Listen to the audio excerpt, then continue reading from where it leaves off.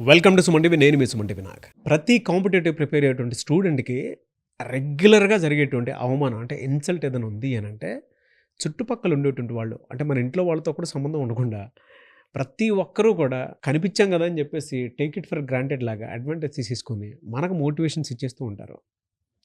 కొంతమంది ఇచ్చేటువంటి బాగానే ఉంటాయి, అంటే పాజిటివ్ ఉంటే మనం తీసుకోవచ్చు. కానీ కొంతమంది ఇచ్చేటువంటి ఏ విధంగా ఉంటాయనంటే ఇన్సల్ట్‌కి దారితీసేలా ఉంటాయి. తిరిగి లేవాలి అనంటే కూడా కష్టమైపోతది. ఆ డీమోటివేషన్ అలానే ఉండిపోతూ ఉంటుంది. ఏదైనా మాట్లాడేటప్పుడు కూడా వాళ్ళేదో మనకి ఇంట్లో నుంచి తీసుకొచ్చి మనం పెడుతున్నట్టే ఉంటది గానీ, అంటే అలానే మాట్లాడతారు. వాళ్ళ ఇంట్లో డబ్బులు తీసుకొచ్చి మనకు పెట్టి, కోచింగ్ ఇన్‌స్టిట్యూట్‌లో జాయిన్ అయ్యి, జాబ్ తెచ్చుకోరా అని చెప్పి చెప్పినట్టే మాట్లాడతారు. దాన్ని ఎలా ఎదుర్కోవాలి? ఇది ప్రతి స్టూడెంట్‌కి ఉండేటువంటి సమస్య. ఈరోజు మనతో పాటు శ్రీధర్ సీసీ నుంచి సుధీర్ సార్ ఉన్నారు. వారి మాటలోనే తెలుసుకుందాం.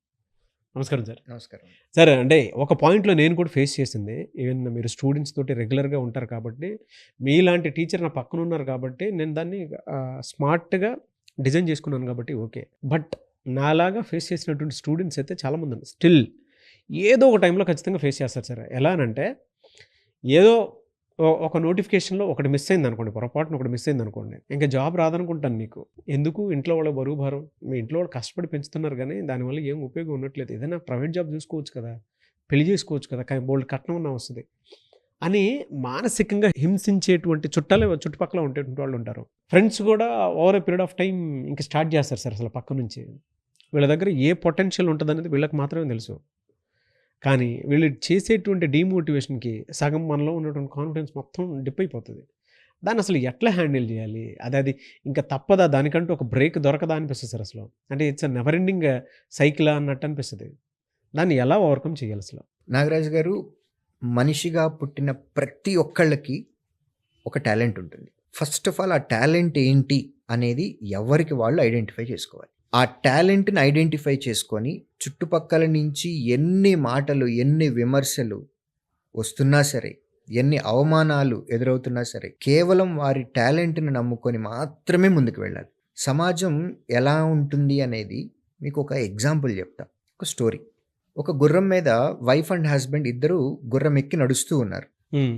చూసే చుట్టుపక్కల వాళ్ళు ఏమంటున్నారు అనంటే, చూడటానికి చదువుకున్న వాళ్ళలాగా ఉన్నారు. కానీ ఆ జంతువుని చూడండి ఎంత హింసిస్తున్నారు. ఇద్దరు కలిసి ఆ గుర్రం ఎక్కి నడుస్తూ ఉన్నారు అని చెప్తా ఉంటారు. హ్మ్. ఆ మాటలు విన్న హస్బెండ్ ఏం చేశాడు అనంటే, తను దిగి వైఫ్‌ని గుర్రం ఎక్కించి నడిపిస్తా ఉన్నాడు. అప్పుడు కొంచెం ముందుకెళ్ళిన తర్వాత చుట్టుపక్కల వాళ్ళు ఏమంటున్నారు అనంటే, వైఫ్ చూడండి ఎంత డామినేట్ చేస్తుందో, వీడిని జీరో చేసేసింది.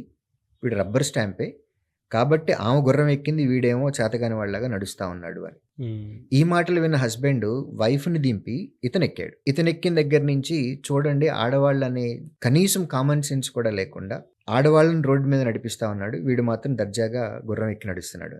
ఇంకొంచెం దూరం వెళ్ళిన తర్వాత ఇది విన్న మనిషి ఇతను కూడా దిగి గుర్రాన్ని నడిపిస్తూ ఉన్నాడు. వీళ్ళిద్దరూ వైఫ్ అండ్ హస్బెండ్ పక్కన నడుస్తూ ఉన్నారు. అప్పుడేమన్నారు అనంటే, ఈడు చూడండి ఎంత తెలివి తక్కువవాడో, గుర్రాన్ని ఖాళీగా నడిపిస్తా ఉన్నాడు, ఈళ్ళిద్దరూ ఖాళీగా నడిపిస్తా ఉన్నారు అని చెప్తా ఉంటాడు. ఈ ఎంటైర్ సినారియోలో మనం అబ్జర్వ్ చేయాల్సింది ఏంటి అనంటే, మనం ఏ పని చేసినా సరే నెగెటివ్‌గా కమెంట్ చేసేవాళ్ళు సొసైటీలో ఉన్నారు. అవును. మనం ఏది చేసినా సరే రాంగ్‌గానే పోర్ట్రేట్ చేస్తా ఉంటారు. హ్మ్. వాళ్ళ మాటలు మనం పట్టించుకోవాల్సిన అవసరమే లేదు. స్టూడెంట్స్ ఎవరైనా సరే వాళ్ళ ప్రిపరేషన్ టైంలో ప్రతి మనిషికి అది సొంత ఇంట్లోనో, లేకపోతే రిలేటివ్స్‌లోనో, లేకపోతే సొసైటీలోనో, ఫ్రెండ్స్ జోన్‌లోనో ఇలాంటివి ప్రతి మనిషి ఫేస్ చేస్తాడు ఫెయిల్యూర్ అయినప్పుడు. హ్మ్. 'పీజే' మూవీలో ఒక డైలాగ్ ఉంటుందండి. "గెలిస్తే ఏముందిరా నిన్ను ప్రపంచానికి పరిచయం చేస్తది. ఒక్కసారి ఓడిపోయి చూడు ప్రపంచమే నీకు పరిచయం అవుతది" అని అంటారు. హ్మ్. సో, మనల్ని ఎవరైతే ఇన్సల్ట్ చేశారో, కమెంట్ చేశారో, రాంగ్‌గా పోర్ట్రేట్ చేశారో, మన కాన్ఫిడెన్స్‌ని లోగా బిల్డ్ చేశారో, ఇలాంటి మాటలన్నీ వినండి. నోట్స్ తీసుకోండి. పేరు రాసుకోండి. ఏమన్నారో రాసుకోండి. మీకు జరిగిన ఇన్సల్ట్స్ మొత్తం ఒక పేజ్‌లో రాసుకోండి. ఆ పేజ్‌ని గోడ మీద అంటించుకోండి. మీరు ఎప్పుడైనా సరే డీమోటివేట్ అయ్యారా? ఒక్కసారి ఆ పేజ్ చదవండి. హ్మ్. మోటివేషన్ ఆటోమేటిక్‌గా వస్తది. వాళ్ళందరికీ ఆన్సర్ ఇద్దాం. ఖచ్చితంగా మీలో ఒక పాజిటివ్‌నెస్ ఉంది. మీలో ఒక స్ట్రెంగ్త్ ఉంది. మీలో ఒక టాలెంట్ ఉంది. అదేంటో ఐడెంటిఫై చేయండి.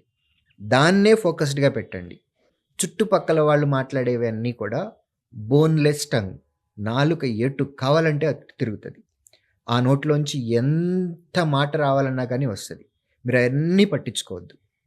మీ చుట్టూ ఒక పాజిటివ్ సర్కిల్ పెట్టుకోండి. పాజిటివ్ వైబ్ క్రియేట్ అవ్వాలి. మనం లో ఫీల్ అవుతున్నప్పుడు మనల్ని వెన్ను తట్టి, భుజం తట్టి ఎంకరేజ్ చేసేటటువంటి వాళ్ళు కావాలి. అది ఒక అమ్మ రూపంలోనో, ఒక నాన్న రూపంలోనో, అక్క రూపంలోనో, అన్న రూపంలోనో, ఒక మంచి ఫ్రెండ్ రూపంలోనో, లేదా ఒక మంచి మెంటర్, ఒక టీచర్ రూపంలోనో మీకు దొరుకుతారు. వాళ్ళ చుట్టూ తిరగండి మీరు. ఆ పాజిటివ్ వైబ్ వస్తది. మీలో ఉన్న టాలెంట్‌కి మీరు సానపట్టండి. ఖచ్చితంగా సక్సెస్ చూస్తారు. సక్సెస్ వచ్చిన రోజున మళ్ళీ ఆ గోడ మీద ఉన్న పేపర్ చూసి ఎవరెవరి పేర్లైతే ఉన్నాయో అందరి దగ్గరికి వెళ్ళండి.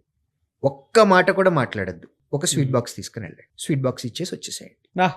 ఒక్క మాట కూడా మాట్లాడాల్సిన అవసరం లేదు. వాళ్ళందరికీ ఆన్సర్ ఇచ్చేస్తాం. ఇంతకు మించిన రివెంజ్ అనేది ఈ జీవితంలో ఎవడు ఇవ్వలేడింక. నోటితోటి కాదు సమాధానం చెప్పాల్సింది. సక్సెస్ తోటి, ఒక స్వీట్ బాక్స్ తోటి సమాధానం ఇచ్చేసి వచ్చేద్దాం. ఫెంటాస్టిక్ అండ్ అది తెలిసి ఎప్పుడైనా ఒక మనిషి ఓడిపోయినప్పుడు ఈ వీడియోను 10 సార్లు చూస్తే ఆటోమేటిక్గా ఒక ఊపు వస్తుంది. ప్రతి స్టూడెంట్కి కూడా కావాలి. ఈవెన్ ఎవరైనా కెరీర్లో ఫెయిల్ అవుతున్నారు అని అంటే వాళ్ళకి ఇది ద బెస్ట్ మోటివేషన్ స్టోరీ అని చెప్పేసి చెప్తాను నేను. Thank you so much Sudheer sir. Thank you.